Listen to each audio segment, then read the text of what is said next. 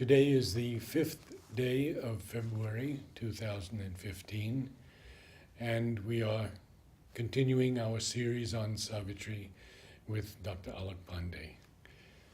Alok, namaskar.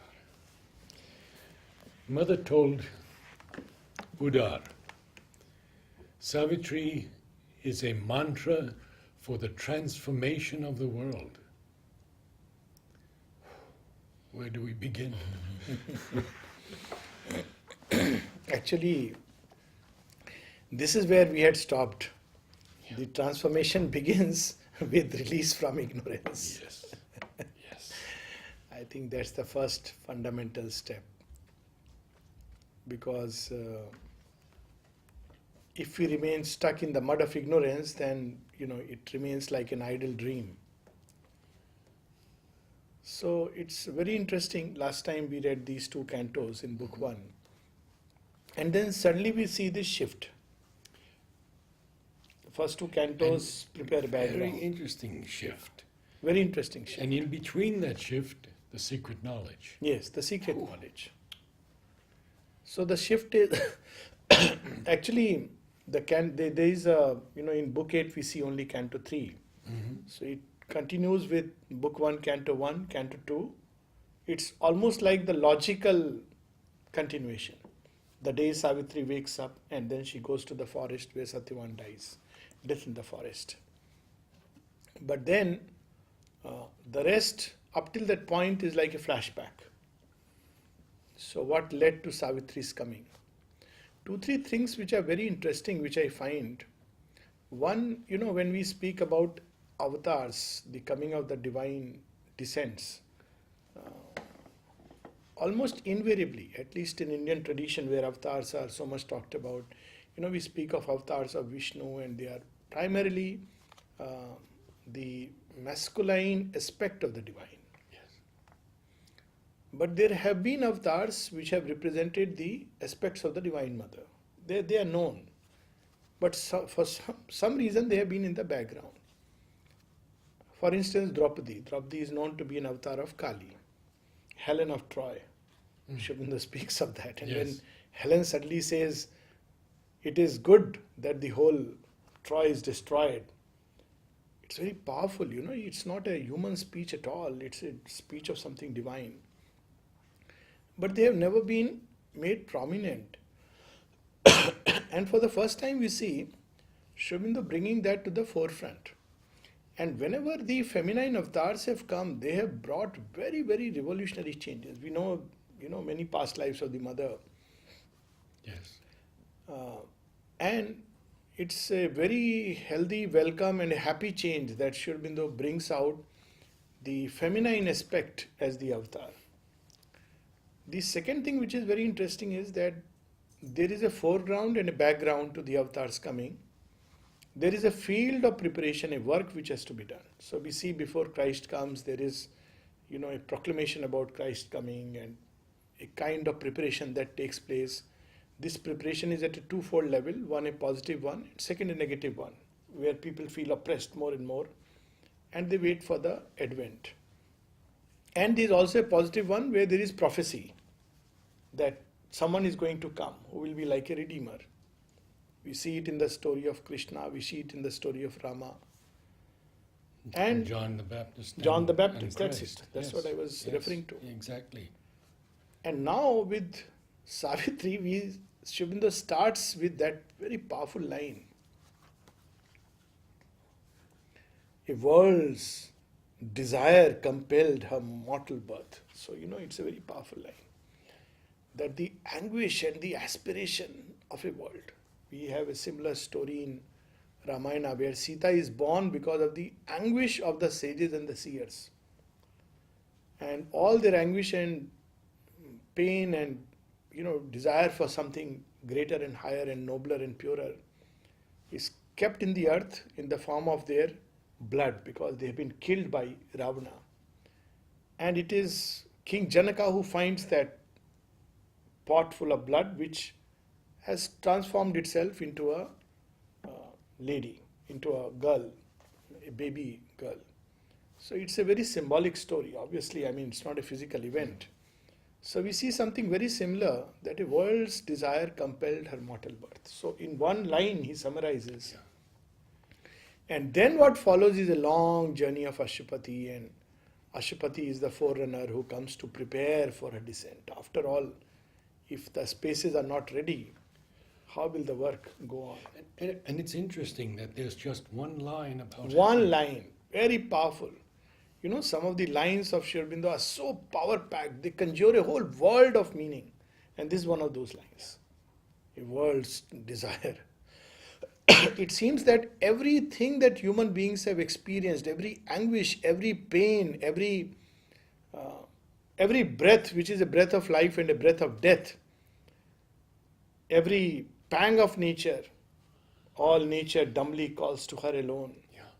Every failure, every success, every change of season goes eventually into the great coming.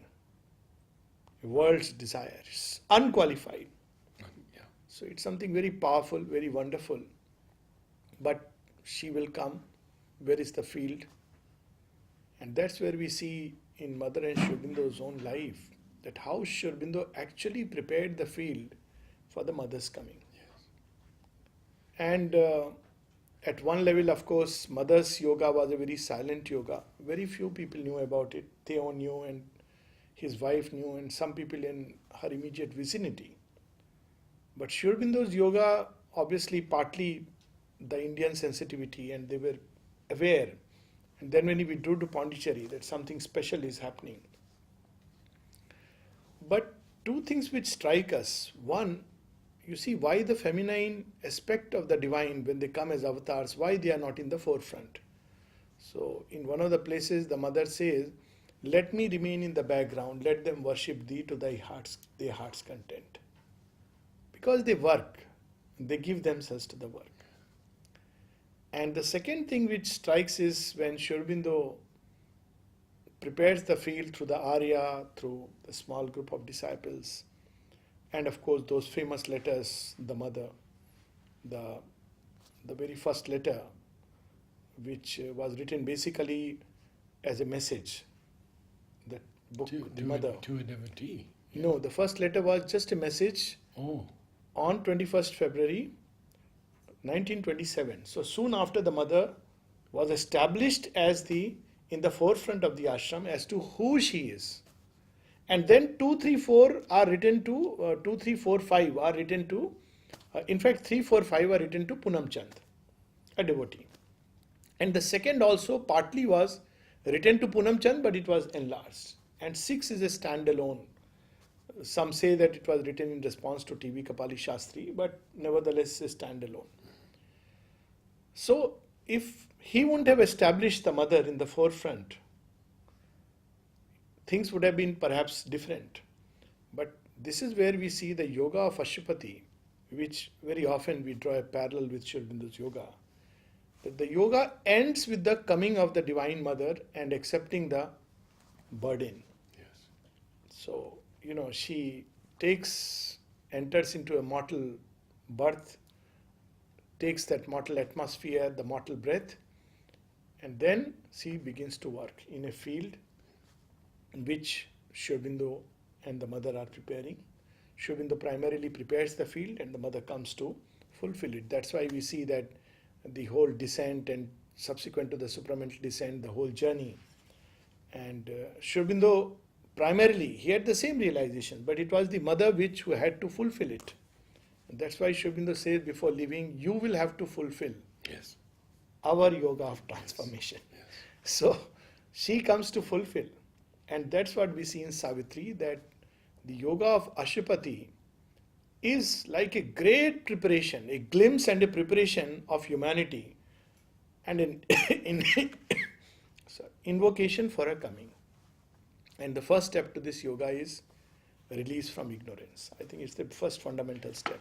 And this second line, where Sri Aurobindo admits in his humility that he is in the front of the immemorial quest.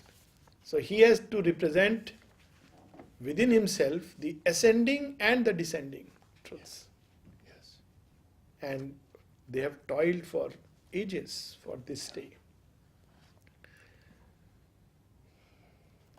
So ignorance, this word is a very interesting word, and this Canto yoga of the soul's release, the yoga of the king, very often, at least people have a tendency to interpret it as Raj yoga because of the word king, but it's not that at all. It's a yoga which goes beyond all limits of all the yogas when we read through it. And the interesting part is that ignorance, again, very often we use this word very casually and loosely, meaning by ignorance, illiteracy or lack of education, lack of degrees. And there's a very interesting story. The word is used in a very specific way in the Indian thought, and Sri Aurobindo draws from that. When Anandamayi Ma, somebody went to meet her, and he had a big card with all the degrees, PhD, Harvard, DLit. So the person, her secretary, didn't know how to read all this, so he said, Mother, somebody very Vidwan is knowledgeable, has come to see you. So she made a very interesting remark that how come there is some knowledgeable person in this land of ignorance? So now this land of ignorance is a very interesting phenomena, and I think Plato has spoken about people being tied and looking at shadows on the wall. But to make it more simple, we live inside a room. We read previously, this world is a jail. The material universe is like a jail. Now, why it is a jail? Because it doesn't allow us to see beyond the obscure walls of matter. We don't see. We know, we have been told, we have faith, or we may doubt that there is a divine presence behind, but we don't see. So we are still in the three-dimensional world. It's a trap. Now, inside this room, we have certain objects which somehow have come into being. We don't know who kept them there or whether there was somebody or not. And we play with those objects, we try to understand them, and inside this room, we may understand everything about every object, how it works, by opening it, reassembling it, even, improvise upon it. If we have the material, we can improvise upon it. And yet, we are ignorant if we have not opened the door and seen what lies beyond. And beyond are sun fields, sun belts of knowledge and moon belts of delight. So this is the ignorance where we identify ourselves with a limited consciousness.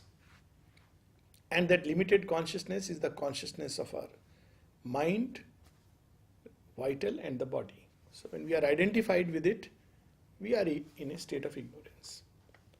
But knowledge is when we emerge out of that and we begin to experience the real world. Unlike what people normally say, this is the real world and that is an illusion. But when one experiences that, that's much more concrete and real. And this is almost an illusion. Because it's so vast. Imagine, stepping out of this room and being under the vast sky with its wonderful panorama, the ocean, the birds, the trees. Then where is this room? A small little place, a fragment and a residue. Sri Aurobindo uses that word. Yes. Our earth is a fragment and a residue. So this freedom that comes. Now the interesting part is in the third canto, there are several movements by which, or not by which, but the freedom has been described. What is that state of freedom? The state of consciousness, its effect upon Ashupati, and then how it tends to grow inside till there is a complete freedom. Then in Canto 5, what is the next step? That's where Ashupati's yoga, or we may say Sri Aurobindo's yoga, begins to depart from traditional yoga. Yes. In traditional yoga, you have glimpses of this beyond the mind states. And one is very happy. One can go into samadhi in each of these states of higher consciousness, higher world, illumined world, intuitive mind, and eventually withdraw. But in Sri Aurobindo's yoga, when he gets freed from ignorance, I mean, this ignorance was a self-imposed ignorance in his case. He discovers a greater world of splendor and delight and knowledge waiting to come down. And that's where the whole journey begins to change. And the discovery of both these worlds are beautifully given in the secret knowledge. Yes. So, very often people have a tendency to read records of yoga and to say, oh, these are Sri Aurobindo's experiences. Of course they are. But read by an unchaste mind, and all of us have an unchaste mind, without a corresponding experience, we may be misled.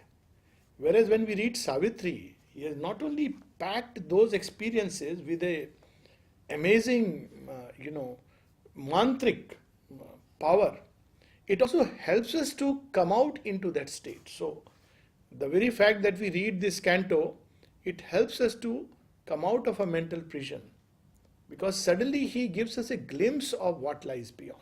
And just see, some of these states are amazing. And there's the 8th line that hooks up with the first line. Yes. Brought down to To earth's earth. dumb need, her radiant power. Yes, So he did absolutely. it. He brought it. He brought it down.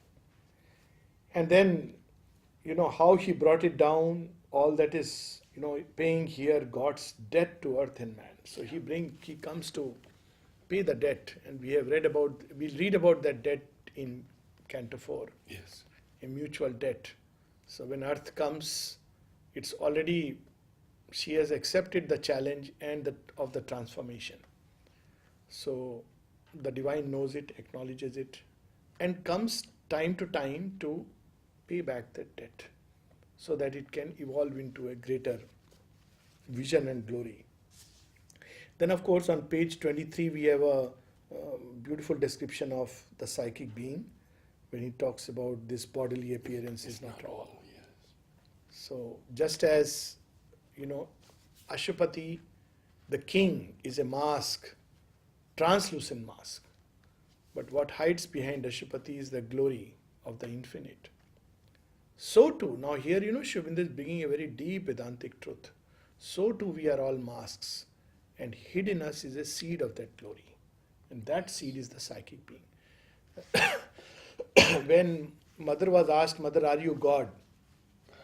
She gave a lovely reply. She said that question could be asked of any of us. And the answer would be potentially yes. And it is our work to make this true in our life. And our birthright. It's our birthright. So we see this line describing the psychic being. The form deceives. The person is a mask. Hid deep in man, celestial powers can dwell. Now these powers will be described later on. His fragile ship conveys through the sea of years an incognito of the imperishable. The one who is a true identity we don't know. So it's incognito. It is there. It is indestructible. It doesn't die. It doesn't perish with the form. We don't know it. It has no name. His fragile ship, the human Yes, form, the human body. form, the body. And then these lines, a spirit that is a flame of God abides, a fiery portion of the wonderful, artist of his own beauty and delight, immortal in our mortal poverty. So all that we believe is, the true richness is the richness of the soul. And all the qualities that emerge from it, compassion, fidelity, true love, faith, all these are powers of the soul. That makes a man's life rich. Otherwise, a mortal poverty. We may have everything and yet. Yes. So here he gives a hint that how this seed grows and grows till a time comes, and it goes through many, many layers and levels. The other day we were talking about the evolutionary story, even the evolution of the form, which is there in Indian thought, especially the Tantra. We see here in the mute strength of the occult idea. Already within us there is a blueprint of what we are going to be. Occult idea. Mute strength. We do not speak about it, we do not know it, do not recognize it. Determining predestined shape and act. Passenger from life to life, from scale to scale, changing his imaged self from form to form. He regards the icon growing by his gaze, and in the warm foresees the coming God. What more hope there can be? If there is the Godhead hidden in the warm, which manifests over. Here is the proof, the evidence that man will go further. We don't need anything else. So Sri Aurobindo says the supramental is inevitable in the very logic of things. We don't have to even take any word for granted. It's inevitable. The whole process of evolution, if it has to have a sense and a purpose, is itself a document of God. And he calls it a thing decreed. A thing decreed. And you see how beautifully reconciles creationism and evolutionary thought, which are unfortunately, are seen as antagonists to each other. You see the occult idea, what is really in creationism? That everything has been already created. The truth is, on a subtle level it has been created. It's like the occult idea. And it manifests. So manifests through evolution. That's why when we dream, we go into certain worlds and see creatures. And there are many such forms which are yet to come. That's why man sometimes dreams of them, imagines them, and they will manifest in a process of time.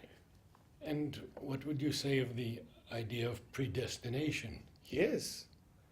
It is the soul that chooses the event and circumstance for its growth. It doesn't choose based on, I'll be comfortable, I'll be happy.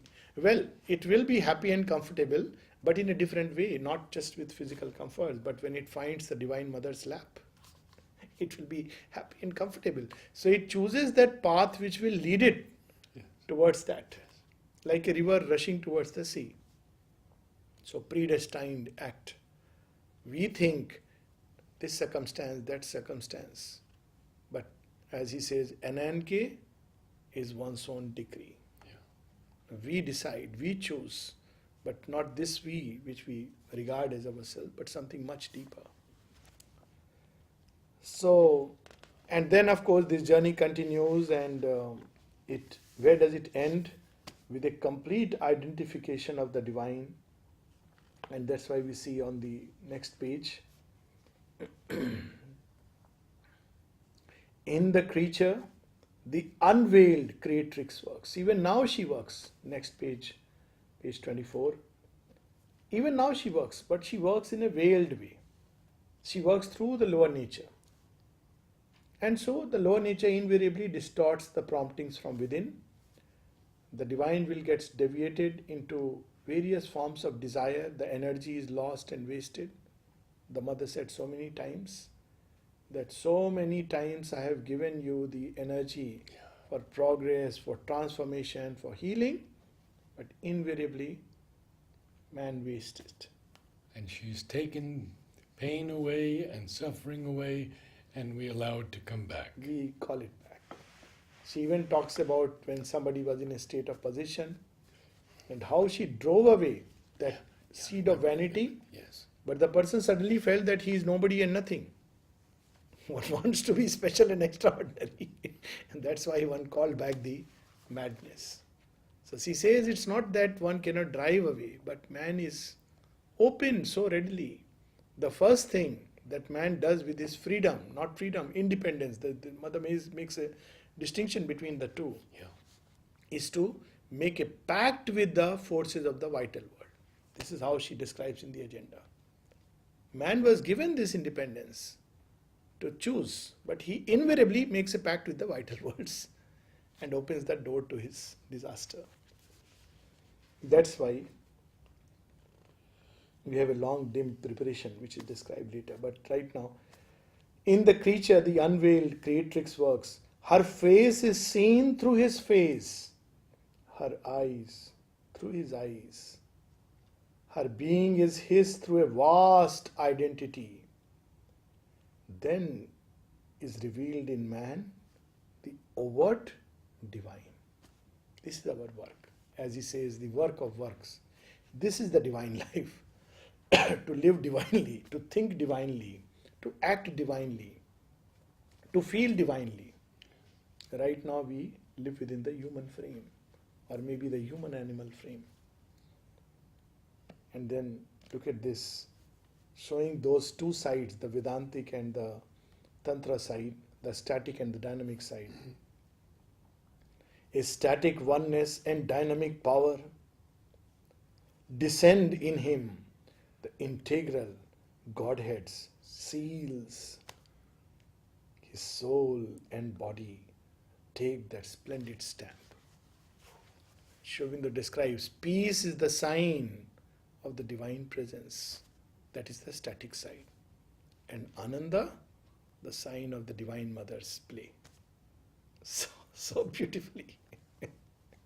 So the static side brings peace, liberation. Yes.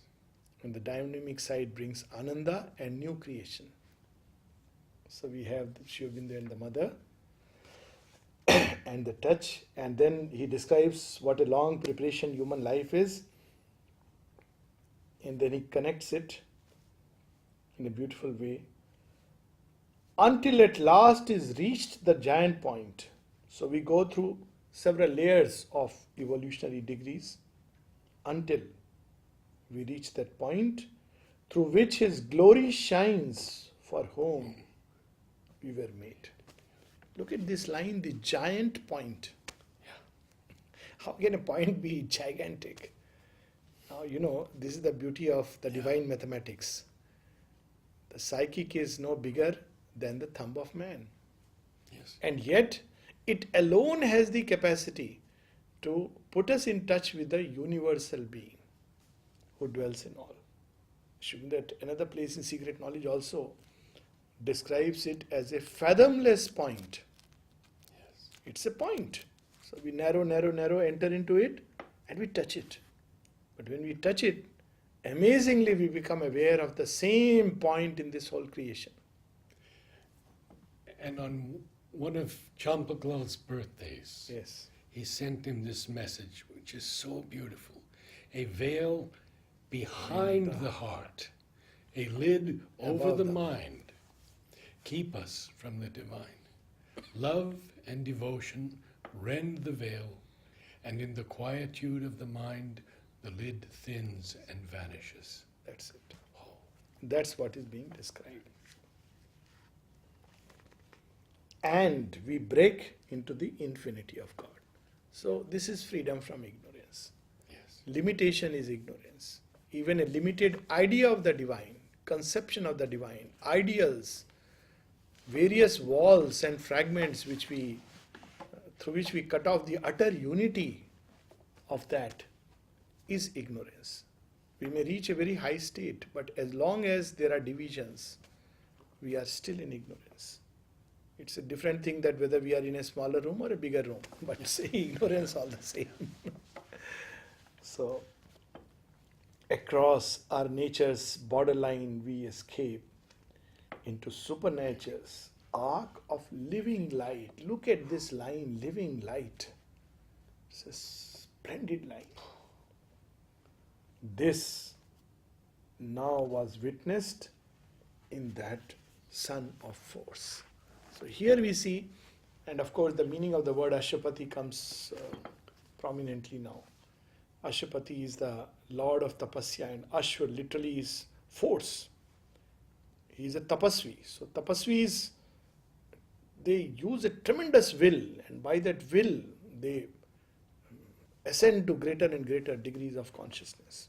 So that son of force, he has embodied that power inside him, the power of tapas, with which he is ascending. So Sri Aurobindo uses sometimes very interesting phrases. Yes. He is not using a traditional word tapasvi. This now was witnessed in that tapasvi. Witnessed in that son of force. By his tapas he has brought it out. Anyone could see it. That's it. So, and then, there are descriptions of states of this higher consciousness which are very interesting. And we'll just read just a few of them. That what happens. So on page 26, we have some very interesting lines. Yes. I've read this passage over and over again. It is Why don't so you? beautiful. Why don't you read it? It's something No. tremendous. Yeah, it's fine. We can read it. From here, Yeah, it's powerful. as so he grew into his larger self, humanity framed his movements less and less. A greater being saw a greater world. Now, Mother has spoken about this whole passage, and she has said this is how those with a new consciousness, the new being, the new man, he will have these things very naturally within him. So, all that Ashwapati is experiencing are faculties and capacities which they will be natural to the Superman. So, we can't pretend to be Superman. It is something which is, But it's such a description yeah, of his growth into the recognition of his avatarhood. yes. Where shall I read? Even his first steps broke out. Even his first steps. Even his first steps broke our small earth bounds and loitered in a vaster, freer air. In hands sustained by a transfiguring might, he caught up lightly, like a giant's bow left slumbering in a sealed and secret cave, the powers that sleep unused in man within. In the psychic cave where they are lying dormant. In matter's depths where they are lying dormant. Yes. He made of miracle a normal act, and turned to a common part of divine works, magnificently natural at this height, efforts that would shatter the strength of mortal hearts, pursued in a royalty of mighty ease, aims too sublime for nature's daily will. The gifts of the Spirit crowding came to him. They were his life's pattern and his privilege. A pure perception lent its lucent joy. Sri Aurobindo speaks of this perception in Alipur jail. He says, suddenly my eyes were unsealed to the sense of beauty hidden behind everything. And look at it, where? In the jail. Is this when he sees Vasudeva in everything? Yes, yes. And he also had this sudden vision of beauty in everything. And he says that everything began to appear. So pure perception.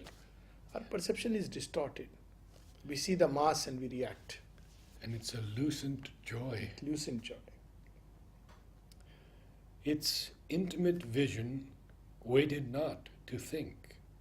It enveloped all nature in a single glance. It looked into the very self of things. Deceived no more by form, he saw the soul. In beings, it knew what lurked to them unknown. It seized the idea in mind, the wish in the heart. It plucked out from grey folds of secrecy the motives which from their own sight men hide. So many examples in Sri Aurobindo and the mother's life. And some of them are very funny also, where somebody had a particular intent and the mother would know it. Yes. and also the other which people were not aware. And they would say, no mother, no mother, and she would say, no, you don't know. And much later the person would come to know that yes, this was my need which I was not aware. So this degree of going into the very depths. When you mention that, I have a personal story. Right. It was a time in Oroville in those earliest days when everyone wanted to do things organically. And we had problems with insects and disease, fungus. I wrote a 2-page, single-space, typewritten letter to Mother about organic gardening. And Shamsundar read the first line, and Mother said, "Stop, I know everything he's going to say. Tell him he may use chemicals on the flowers." What a shock to Oroville.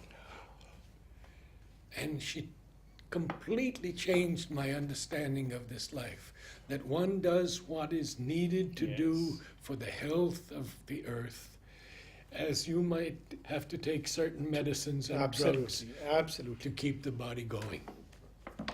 And But she knew everything I was going to say. The yes, whole and 2 also pages. at a point of time what is needed. Yes. And this itself changes as we grow, as things grow. Yes. Chamanlalji also told me a very interesting story, because I used to have this dilemma for a long time. Should I talk or should I not speak? So many people would call, and I had many indications that this is one of the work. But you know, the ego can deceive us in so many ways, especially when there were calls for going abroad. So Chamanlalji, very interestingly, without knowing this, he told me a story. Now look at it, how Mother works. So he said, you know, when I had to go abroad once, I asked the Mother, what shall I do? Should I go or not? It's something to this effect, but this is it. The essence is the same, is true. So the Mother said, do you want to go? So he said, no, Mother.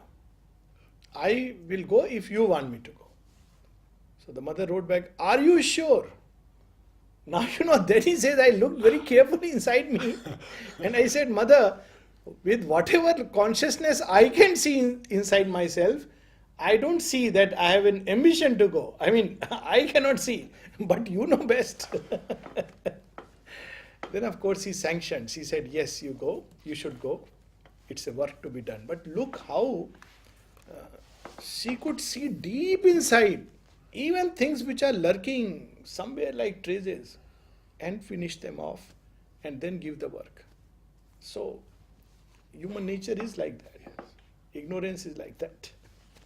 But this beautiful section, Yes. he felt the beating life in other men invade him with their happiness and their grief, their love, their anger, their unspoken hopes entered in currents or in pouring waves into the immobile ocean of his calm. From far he could sense so many things.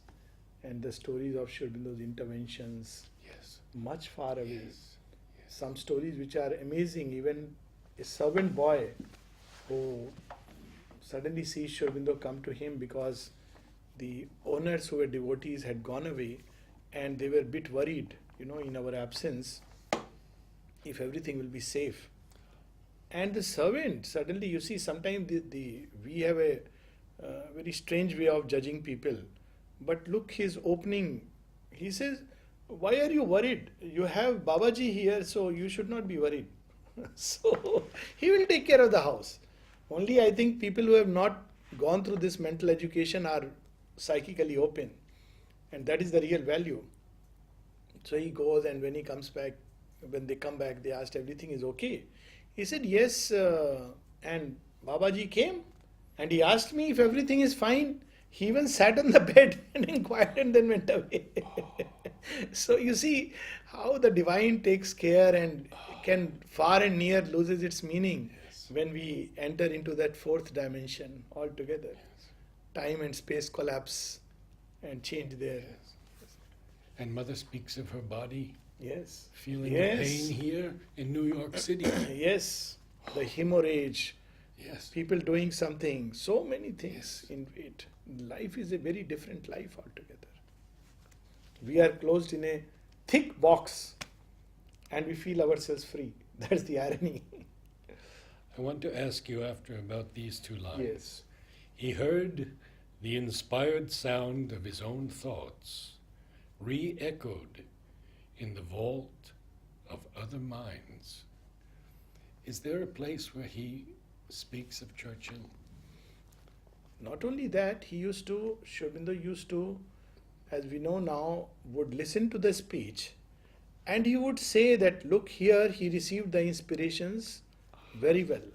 That's what I thought. So it is he who was actually sending all the messages and what he should speak, and he was just an instrument. And there are so many other stories when people said, what am I going to say?